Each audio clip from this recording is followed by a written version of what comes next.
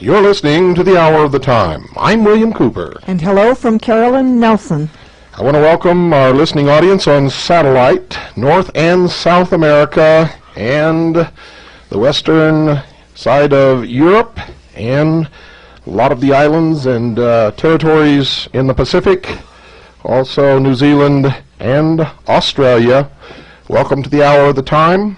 We are now worldwide by shortwave radio and one half of the Earth's hemisphere on the satellite Galaxy 3, channel 17, 5.8 audio. That's Galaxy 3, channel 17, 5.8 audio. We are striking at the heart and soul of the enemy with the Hour of the Time, and it was reflected today when they paid us the greatest compliment that we could ever hope to possess. We were attacked by Radio for Peace International, a broadcast of the United Nations, repeatedly today on 4 frequencies worldwide. Ladies and gentlemen, I am so happy and so proud that we have hurt them so badly that they chose to lend credibility to this broadcast by publicly attacking us on a United Nations broadcast, Radio for Peace International worldwide. The socialist bloodsuckers are hurting badly. Before we get into tonight's broadcast, I want to read you a definition from Mackey's Encyclopedia of Freemasonry, revised edition, volume 1, A through L. This is personally signed by Albert Mackey and was published in 1924 by the Masonic History Company, Chicago, New York, and London. Ladies and gentlemen, now, I also have Mackey's 1893 edition of his Encyclopedia of Freemasonry, in which the word Aryan is mentioned for the first time, taken out of the teachings of Helena Petrovna Blavatsky. And in that series of volumes of Mackey's Encyclopedia of Freemasonry, there's a section on crosses, and there's only one cross mentioned, only one. It is the swastika. Now, from the 1924 volume, Aryan, and I quote, "One of the 3 historical divisions of religion, the other 2 being the Turanian and the Shemitic. It produced Brahmanism, Buddhism, and the Code of Zoroaster." I bet you Aryans didn't know that you were all Buddhists. And if you go to India, those are the Aryans that she was talking about, and none of you look anything like them. And if you go to Tibet, that's where it all originated, and you don't look like them either. Oh, sheeple, what am I going to do with you? P.T. Barnum said, "There's a sucker born every minute." And he was right.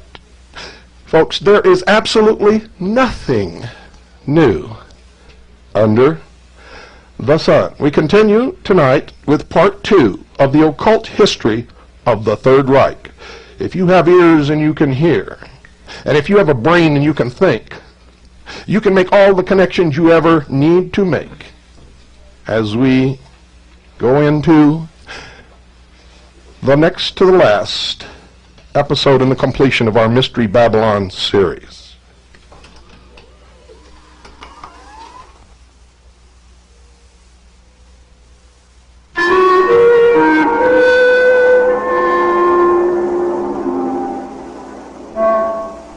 The Berghof, mountain retreat of Adolf Hitler. Here, senior party members and their families relax away from the frantic activity of the capital. Yet, even in the peaceful setting of the Bavarian Alps, amongst the tranquil scenes of domestic life, there is an unsettling presence. The racial elite of the new order. The SS.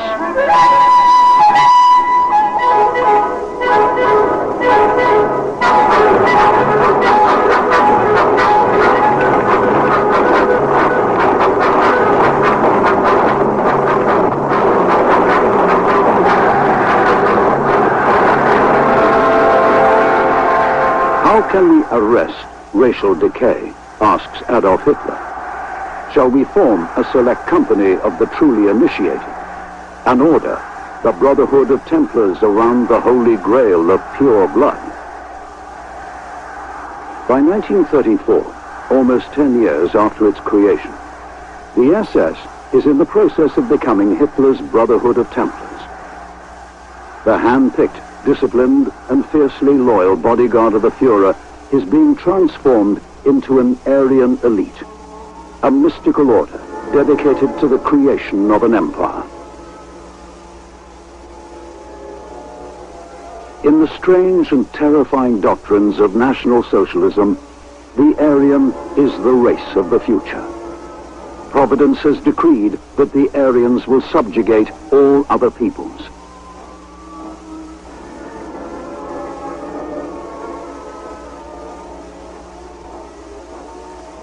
In the vanguard of the Nazi mission will be the black-clad ranks of the SS. This carefully selected elite is intended to be the stock from which will come a new and superior breed of human, the Superman, a caste of men born to rule. It is Heinrich Himmler who will forge Hitler's guard into a racial aristocracy. Under Himmler's leadership, the SS will become a state within a state. Obsessed with secrecy and bound by solemn ritual, the SS will become a force of unprecedented power and authority.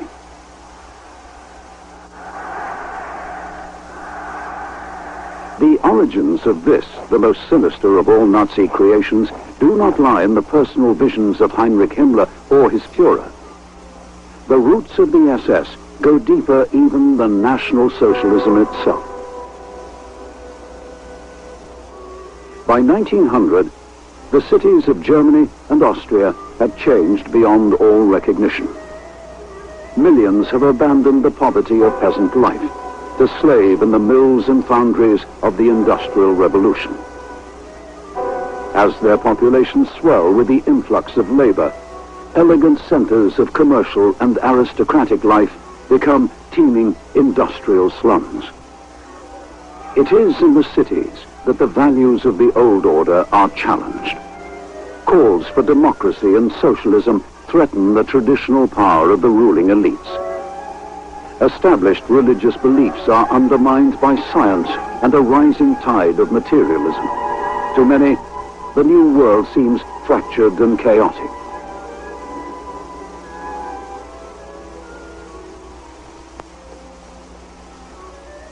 Amongst the aristocratic and educated classes in the first decade of the 20th century, the overriding mood is one of nostalgia.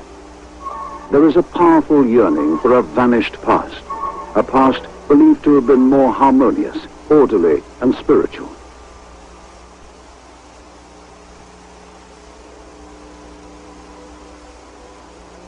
All over industrialized Europe, new movements arise, devoted to the search for simplicity. In Germany, the movement calls itself Lebensreform, life reform. It is pledged to the restoration of a more natural way of living. Tens of thousands of German youth join the Wandervogel, the birds of passage. Its members share a mystical love of the German countryside and revere German folklore and ritual.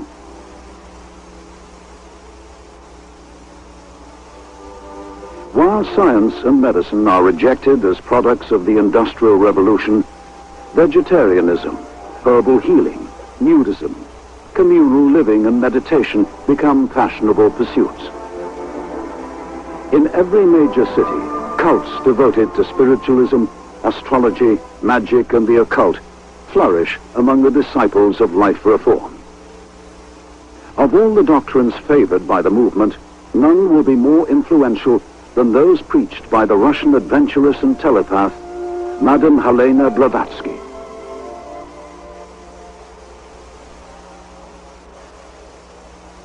In 1888, Madame Blavatsky claimed to have traveled to Tibet and there to have been initiated into the secrets of spiritual masters she calls the hidden elect. In the doctrines of occultists, the hidden elect, or the Great White Brotherhood, are believed to be humans who by initiation and self-denial have risen to become adepts. They have gained powers and knowledge beyond those of ordinary mortals. In Britain, Aleister Crowley, a magician of the Hermetic Order of the Golden Dawn, claimed in 1909 to have crossed the abyss and to have returned as an adept. Madame Blavatsky did not claim to be an adept in her own right, but she did claim constant telepathic communication with her hidden masters.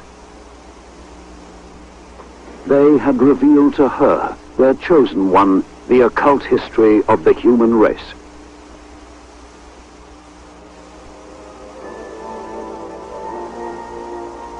According to Madame Blavatsky, each round of the cosmic cycle has associated with it 7 root races. The first root race to evolve on Earth she calls the astral race.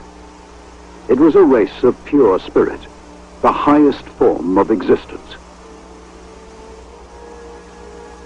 The second race she calls the Hyperborean race. Its home was a now vanished continent in the Northern Ocean. The third race was the Lemurians.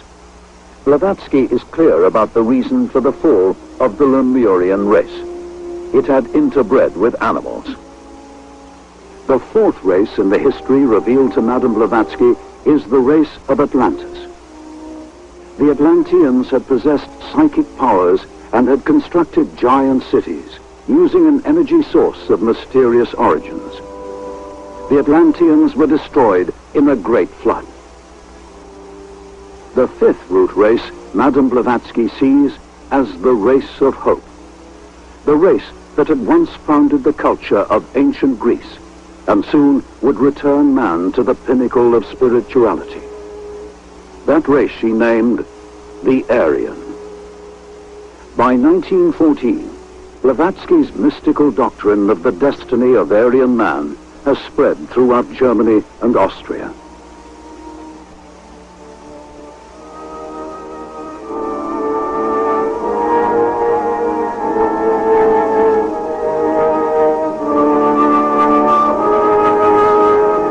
The opening days of the Great War. There is little sense of impending cataclysm. All over Europe, news of war is greeted with unqualified enthusiasm. In all the warring nations, the emotions of militant nationalism are given free rein. In the ranks of the Austrian and German armies, there is a widespread belief that the aspirations of a generation may be satisfied at last. The unification of German-speaking peoples and the creation of a Germanic empire.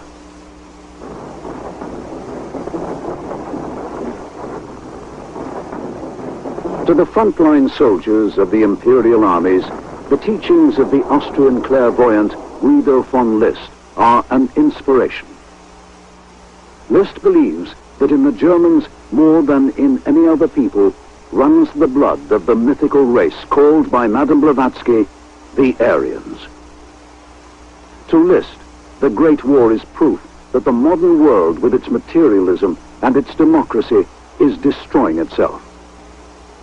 But out of war and destruction will come the victory of the German cause and the beginning of an Aryan millennium.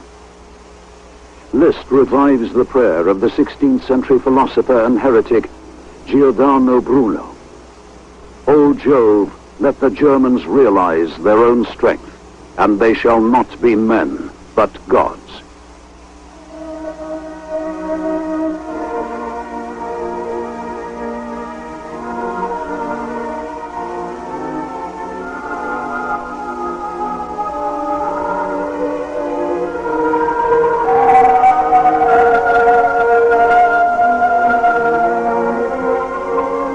Like Aleister Crowley and Madame Blavatsky, List's psychic researches have led him to believe in the existence of a hidden elect. His visions of the ancient German tribes have revealed to him an elite class of priest rulers. List calls it the Ahmannenschaft. The role of the Ahmannenschaft was to preserve the occult knowledge of the Germans' Aryan ancestors.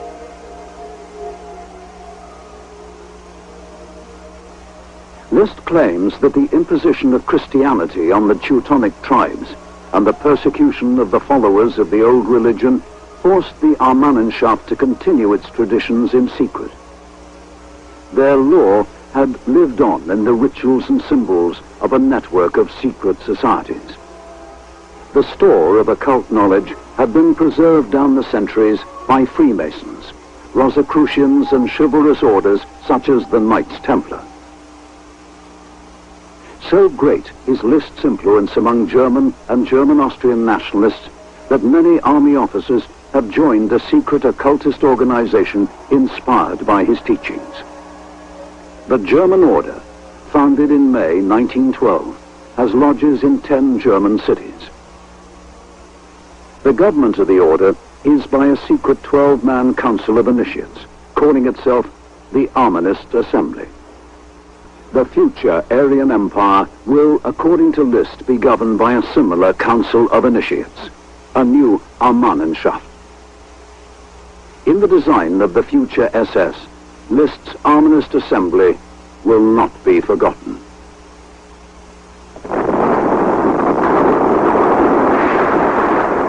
List's prediction that the Great War would see the victory of Imperial Germany over its democratic and degenerate enemies will not be fulfilled. By 1918, the German economy is in ruins and the Kaiser's armies are crumbling. To the man at the front, the failure of the imperial war machine is inexplicable. In 1918, Germany had won several major battles. The Russian enemy had already collapsed. Theories of a conspiracy abound. Many believe that Germany has been betrayed from within. The blame is placed squarely on the shoulders of the traditional targets of the German nationalist movements: capitalists, Democrats, and Jews. To the followers of Guido von List, all that is valuable seems irretrievably lost. A government of unknown politicians has accepted the humiliating terms of the Versailles Treaty. Worst of all, the Kaiser and the German princes have abdicated. Germany has become a democratic republic. The abdication of the Kaiser is a stunning blow to the occultists of the German Order. Guido von List had taught that the aristocracy of Germany had been founded in ancient times by the Armanenschaft itself.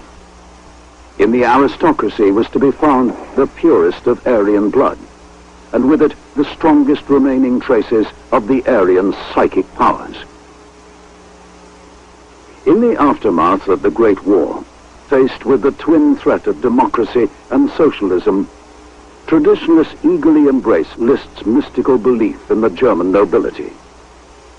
But by now, a new concept of aristocracy is in the process of development. Side by side with the teachings of List, it will become the cornerstone of Nazi ideology and the future SS. Since the mid-19th century, the evolutionary theories of Charles Darwin had challenged religious beliefs held sacred for centuries. But by the end of the Great War, many physicians, scientists, and politicians have come to see in Darwinism a formula for social and political action. Belief in the equality of man is seen as simply unscientific. The new slogan is, "The survival of the fittest." In Darwin's The Descent of Man, published in 1871, he speculates on the effect of modern medicine on the future course of human evolution. With savages, the weak in body or mind are soon eliminated. We civilized men, on the other hand, do our best to check the process of elimination. Thus, the weak members of civilized society propagate their kind. This, argues Darwin, must be highly injurious to the race of man. Excepting in the case of man himself, hardly anyone is so ignorant as to allow his worst animals to breed.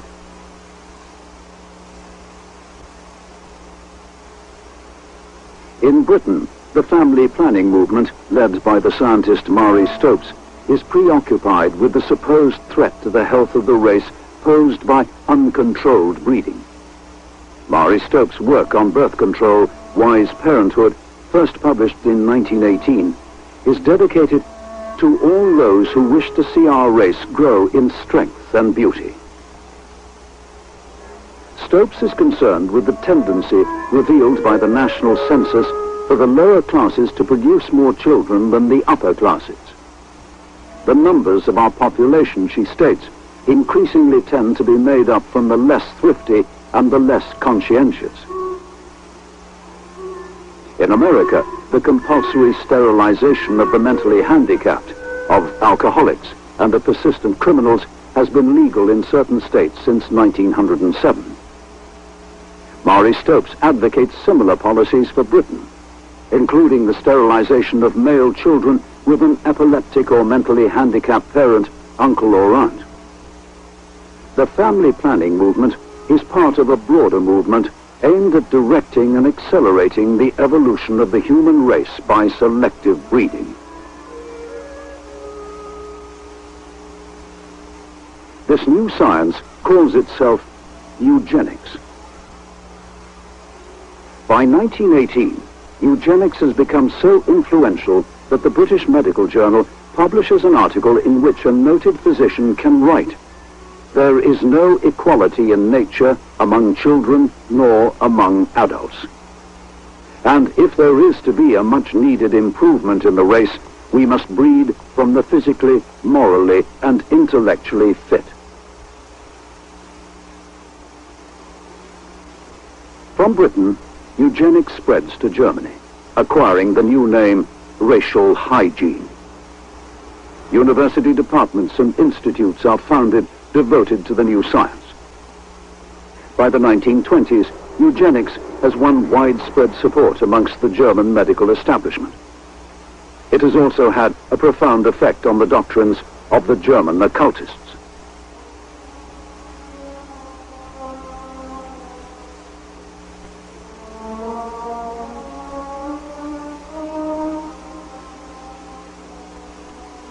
In 1919, Guido von List, a prophet of the Aryan millennium, dies in Berlin at the age of 70.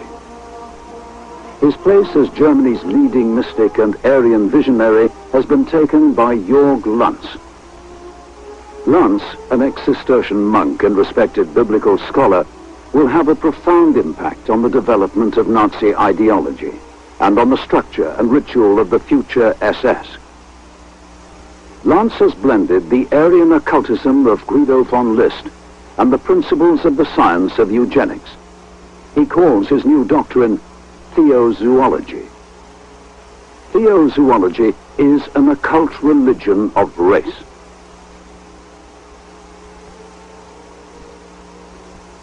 Inspired by Madame Blavatsky's mystical history of racial evolution, Lanz claims that the decline of the Aryans occurred because they had committed bestiality with a subhuman species.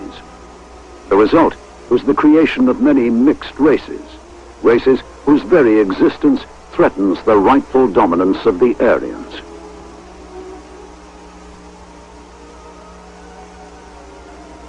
Like List, Lanz believed that the early Aryans possessed the power of telepathy. Interbreeding with racial inferiors had led to the loss of their paranormal abilities. Why do you seek a hell in the next world, Lanz asks. Is not the hell in which we live and which burns inside us sufficiently dreadful? To Lanz, the hell which burns inside is the impure blood in the veins of even the purest of Aryans.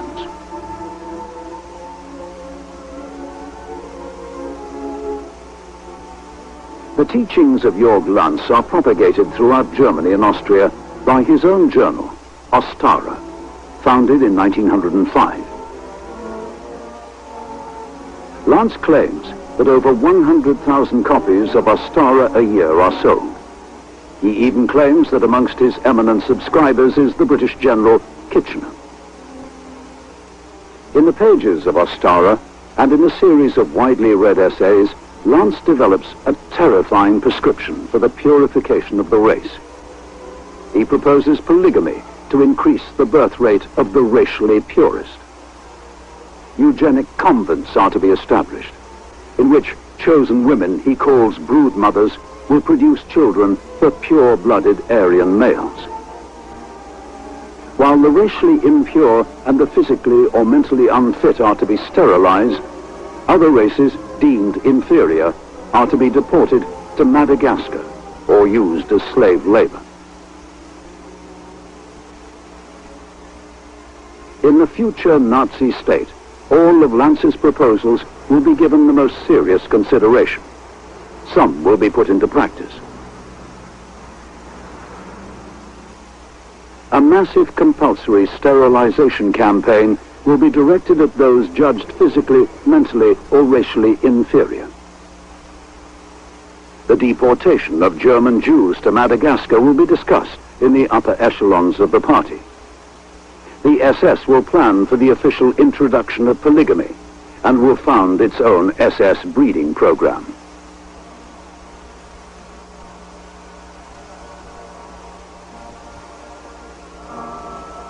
To Jörg Lanz, the legends of the Knights of the Holy Grail are more than the products of the medieval imagination. Lanz believed that they were the Knights Templar, founded in the 12th century and famed for their part in the Christian Crusades. Lanz believed that the Crusades were an attempt to hold back the inferior races of the East. The Holy Grail was an electrical force representing the psychic powers of the pure-blooded Aryans. The search for the Grail was the search for racial purity. In 1907, Lanz formed an occult society dedicated to a new crusade. He called it the Order of the New Templars. In the castle of Burg-Werfenstein in Upper Austria, Lanz founded the Order's first headquarters. Other Order priories soon followed. The occult rituals of the New Templars are based on Lanz's monastic experience and his own specially composed psalms, prayers, and readings. A constant theme is an appeal to the Aryan Christ Freyuja, for salvation from racial impurity and for the extermination of inferior races.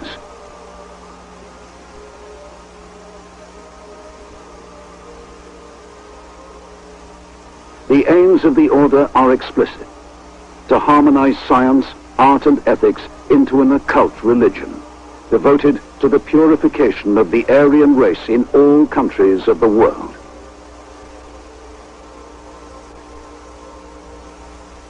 In anticipation of the practices of the SS, prospective members and their marriages are racially vetted. For Lanz, the New Templars are the beginning of a new order. No longer will parliaments determine the fate of the people, Lanz proclaims. In their place will rule wise priest-kings and leaders of chivalrous and spiritual secret orders. In reality, it will not be the occultists of the New Templars who will create the Aryan aristocracy of the future. The mystical doctrines preached by Lanz will be put into practice by others, above all, by a man who since the age of 20 has been an avid collector of Astara. In the closing months of 1918, Corporal Adolf Hitler, holder of the Iron Cross First Class, will come to the attention of his superior officers. A near mutiny at the demobilization camp at which Hitler is stationed is brought under control by his powerful oratory. In September 1919, Hitler, now a civilian, is called upon once more by the army command, this time to spy on an insignificant nationalist group calling itself the German Workers' Party. Within months, Hitler has joined the party and has begun to speak at meetings. By January 1920, he has been elected head of propaganda and has drawn up a new party constitution. The army intelligence captain who had first recruited Hitler as a spy has been retired. His replacement as Hitler's army sponsor is the 32-year-old Captain Ernst Röhm.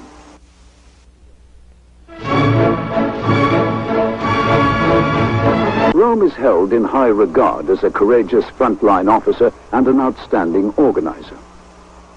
The Bavarian Army Command has given Röhm the task of circumventing the arms restrictions imposed by the Treaty of Versailles. He is to establish secret arms dumps and organize the many nationalist paramilitary groups in Bavaria into an unofficial army reserve.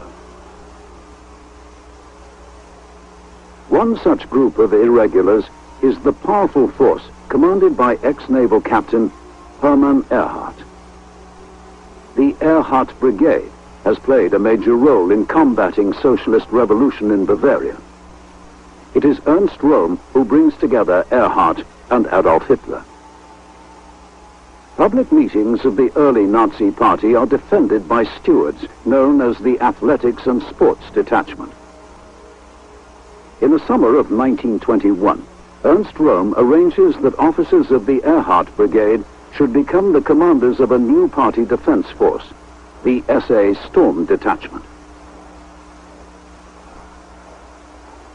To Adolf Hitler and the Nazi Party, the function of the SA is to protect party speakers and make an impressive show of force when the occasion demands.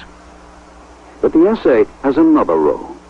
It is an unofficial part of the German army. It is trained by army officers, numbered in army mobilization plans, and controlled by Röhm and Erhardt.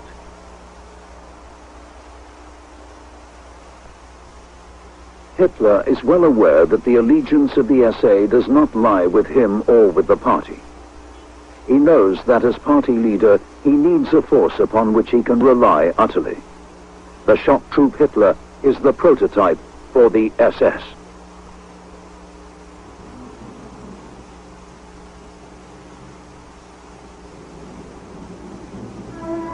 November 1923. Adolf Hitler is jailed for his part in an attempt to overthrow the government of Bavaria. The Nazi Party and the SA are banned. Hitler's shock troop bodyguard is scattered. During his imprisonment, Hitler writes his political testament, Mein Kampf, and ponders the future of the party and of the SA.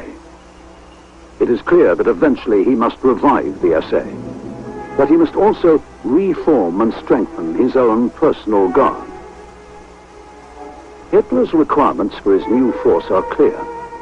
I told myself then that I needed a bodyguard, even a very restricted one, but made up of men ready to march against their own brothers. On December the 20th, 1924, Hitler is released from prison. He has served only 9 months of a 5-year sentence, but his trial and imprisonment have made him a national figure.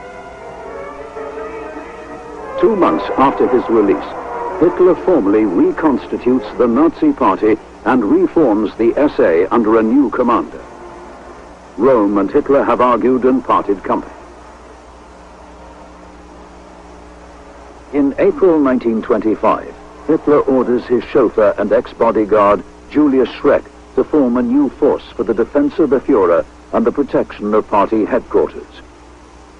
It is the Schutzstaffel Protection Squad, the SS. To set themselves apart from the SA, the SS wear black caps bearing a silver death's head insignia. To the intense irritation of the SA, the SS is soon behaving as an elite. SS entry requirements are far stricter than those of the SA. SS discipline is more severe. The SS attend all party meetings but never speak.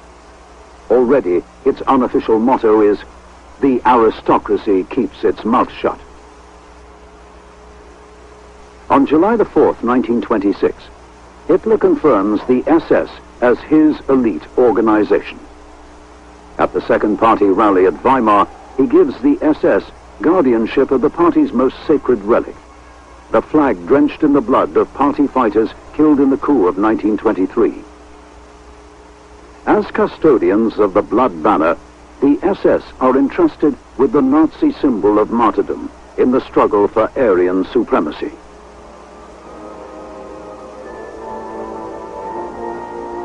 transformation of the SS from the elite guard of the Führer into the mystical order it will eventually become will be the work of one man.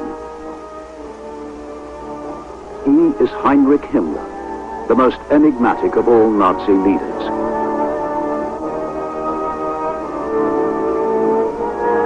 Himmler is a devoted follower of the Aryan occultism of Guido von List and Jörg Lantz. He too dreams of a Germanic empire ruled by a mystical order of the Aryan elite. He is determined that this elite should be drawn from the ranks of the SS. The Superman, the new breed of Germanic ruler, is to be created from the stock which he will select.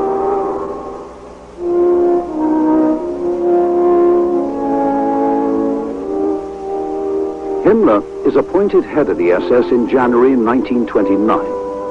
For almost a year, he and his wife have been smallholders and poultry farmers. Since early youth, Himmler has been an eager convert to the teachings of the movement for life reform. The land, he believes, is the origin of all that is good. Cities are the source of all that is unhealthy, corrupt, and immoral.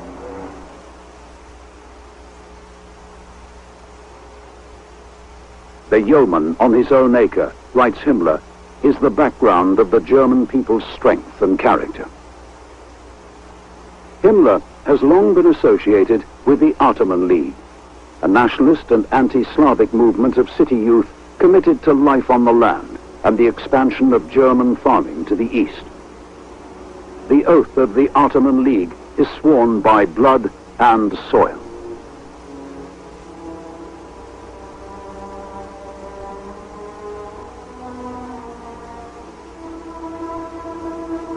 In the Ottoman League, Himmler has met the man who will transform the oath by blood and soil into a central doctrine of the SS. To Walter Dare, an ex-official in the Prussian Ministry of Agriculture, the relationship between German blood and German soil is a source of mystical power. Questions of agriculture are not questions of economics, but of race and destiny.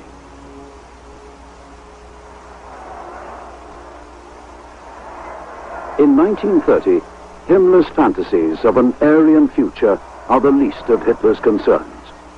The unity of the party and Hitler's own future as its leader are under threat.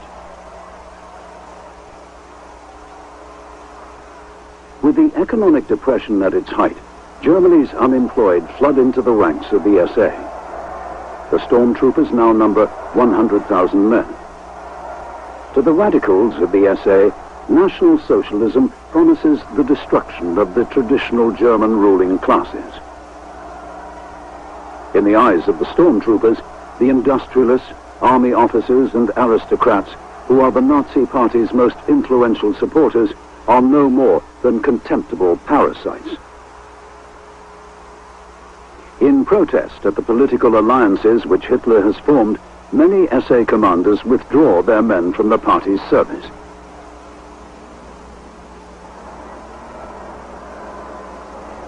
Goebbels, the Nazi propaganda chief, warns Hitler that a split within the SA and within the party is imminent. Hitler's solution is to recall the only man he believes capable of reuniting the SA, Ernst Röhm. Röhm will succeed in the task Hitler has set for him. He will pay for success with his life.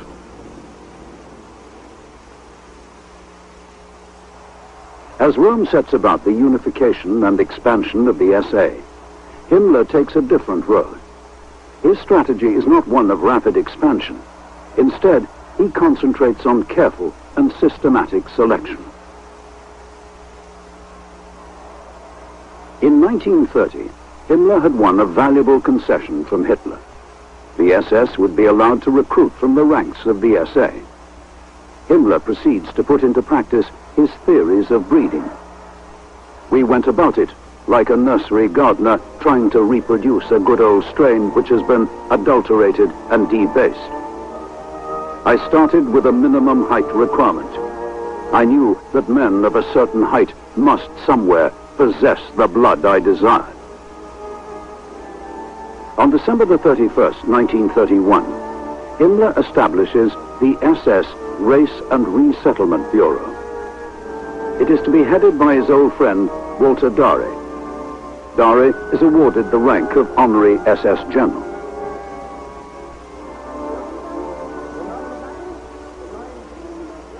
The task of the Race and Resettlement Bureau is to prepare for the future colonization of the East by pure-blooded Germans.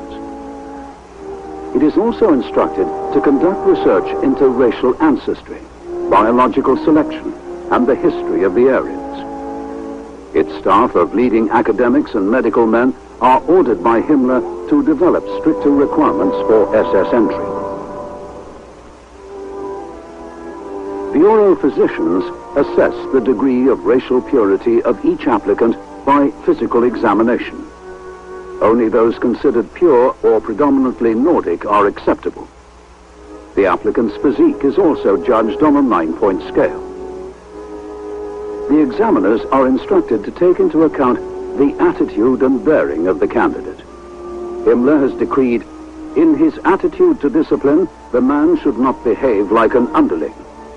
His gait, his hands, everything should correspond to the ideal which we have set ourselves.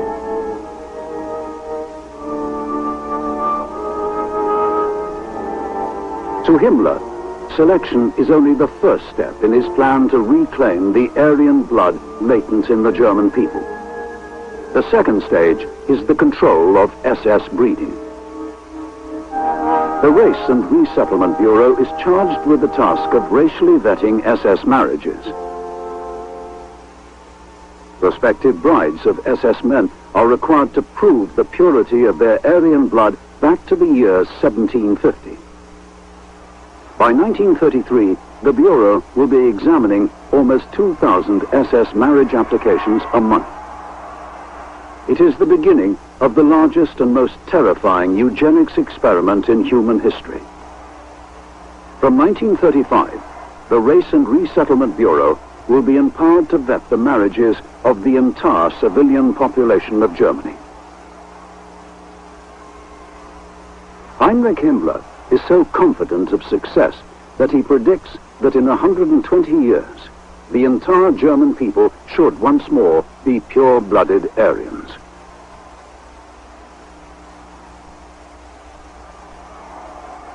Himmler knows that the realization of his Aryan vision depends above all on the SS becoming the most powerful organization in the Nazi Party and in the German state. Already Hitler has given the SS the role of carrying out police and intelligence duties within the party. Himmler is quick to seize the opportunity to expand his power. In 1931, Himmler recruits a 33-year-old ex-naval officer, Reinhard Heydrich, to found an SS security service. The establishment of the SD will be the first stage in Himmler's creation of an SS state within a state.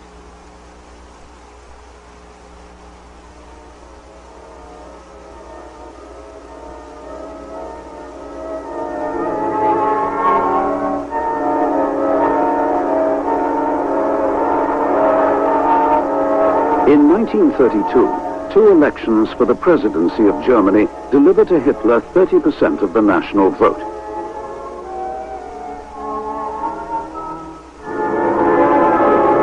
In the July parliamentary elections, Hitler campaigns in 50 cities in the space of 2 weeks. His efforts are amply rewarded. The party wins over 13 million votes and 230 seats in the Reichstag. Hitler demands the post of Chancellor. Parliament refuses.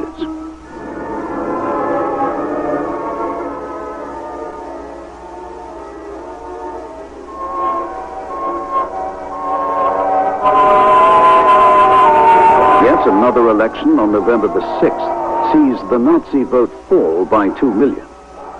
The Communists increase their vote by almost 1 million and win 100 seats. With no party having an overall majority, the Conservatives in Parliament choose an alliance with the Nazis. Hitler's price for cooperation is the Chancellorship. This time, he is not refused. In spite of his growing power within the party, Heinrich Himmler is not awarded a ministerial post in the new government. But the man Hitler calls "my loyal Heinrich" does not complain to his Führer. Himmler's ambition extends far beyond the control of a mere government department.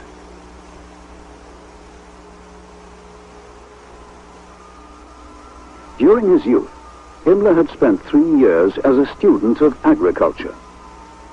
In the college fencing fraternity to which Himmler belonged, Jörg Lanz's occultist periodical Ostara was widely read. Of all the prophecies made by Lanz, one would become Himmler's obsession. On astrological grounds, Lanz foretold the invasion of Europe from the east. Himmler comes to believe that it is the destiny of the SS to repel the coming assault. The great battles he foresees will be a prelude to the final victory of the Aryans. Already, Himmler has identified the figure of German history who will become his idol and his inspiration. King Heinrich I, German king of the Saxons, had in the 10th century fought and conquered the Slavic tribes of the east. So great will Himmler's devotion to the king become that he will make an annual pilgrimage to Heinrich's tomb. He will believe himself the reincarnation of the king and the recipient of psychic messages from the spirit of the dead ruler.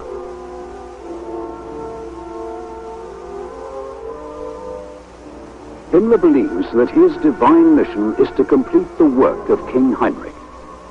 He will create from the SS a knightly order which will rule the coming Aryan Empire. But, for a time at least, Himmler's visions of the future must take second place to practical politics.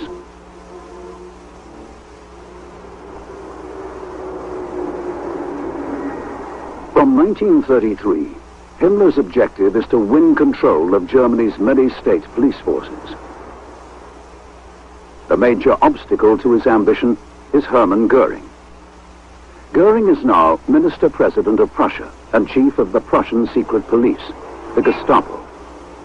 Göring sees himself as prime candidate for the job of Chief of a new unified German police force.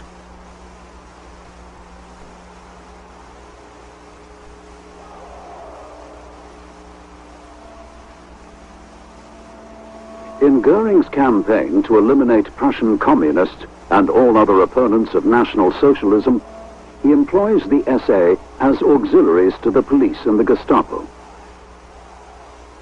The Berlin SA are the most brutal and the most feared stormtroop detachments in Germany.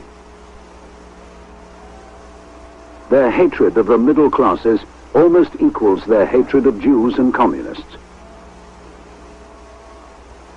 But Göring is unconcerned.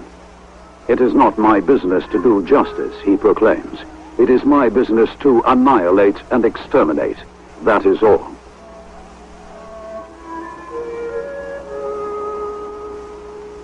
In the capital and throughout Prussia, Göring unleashes a reign of terror in which thousands are interred in SA concentration camps.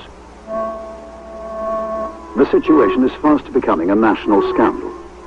The party's supporters, amongst the middle and upper classes, are outraged. Hitler is persuaded that command of a unified German police force cannot be entrusted to Göring. Himmler has won a major victory. One by one, the state police forces will fall under his control. In April 1934, Himmler wins the greatest prize of all. He succeeds in forcing Göring to hand over control of the Gestapo. Now, only one force stands between Himmler and the power he seeks.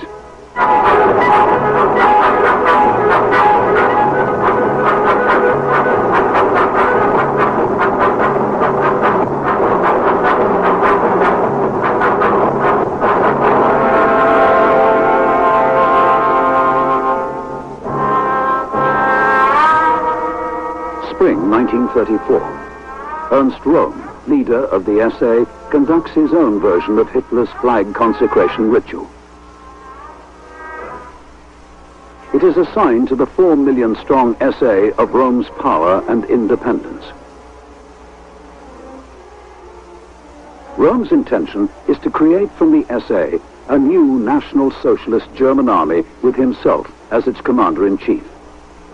The regular army commanders become increasingly anxious.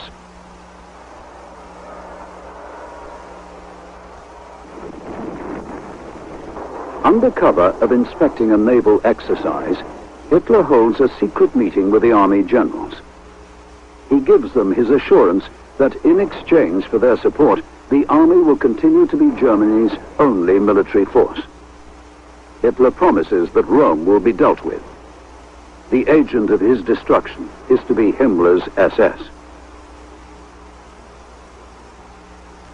Himmler and his deputy, Heydrich, contrive evidence that Rome and the SA are planning a coup against Hitler.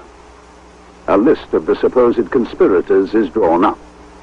It includes not only the leadership of the SA, but all those who have opposed the growing power of the SS.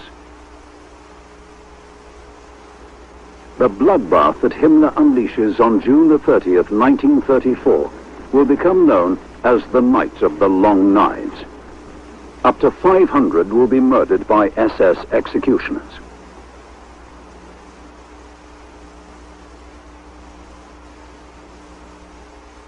The murder of the SA leadership is greeted with relief by the German army. On the death of President Hindenburg on the 2nd of August 1934 and the confirmation of Hitler as President of Germany, the army willingly changes its oath of allegiance. Loyalty is now sworn not to the German state or to the Constitution, but to Adolf Hitler himself.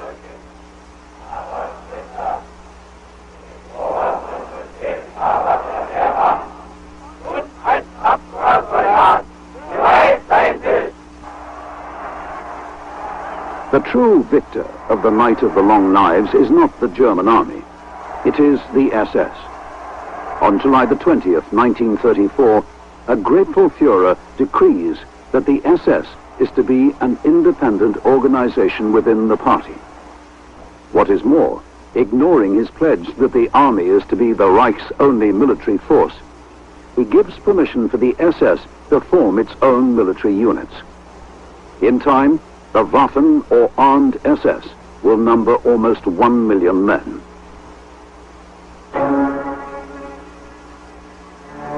By the summer of 1934, Himmler has won total independence for his SS elite. His eugenics program is established. He has begun the process of winning control of all German police and security services. With Hitler's blessing, he has created the nucleus of an SS army. Heinrich Himmler is now free to put into effect the next phase of his plan for the SS, the creation of a mystical order of Teutonic Knights, an order which will dominate the coming Aryan millennium.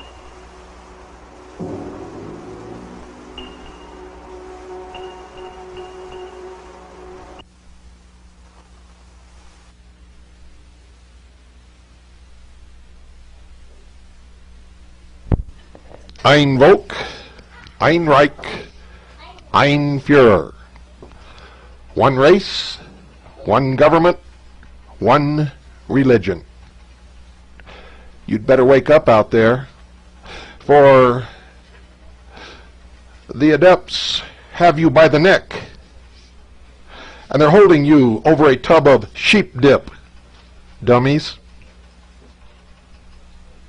Don't miss tomorrow night's episode of the Hour of the Time.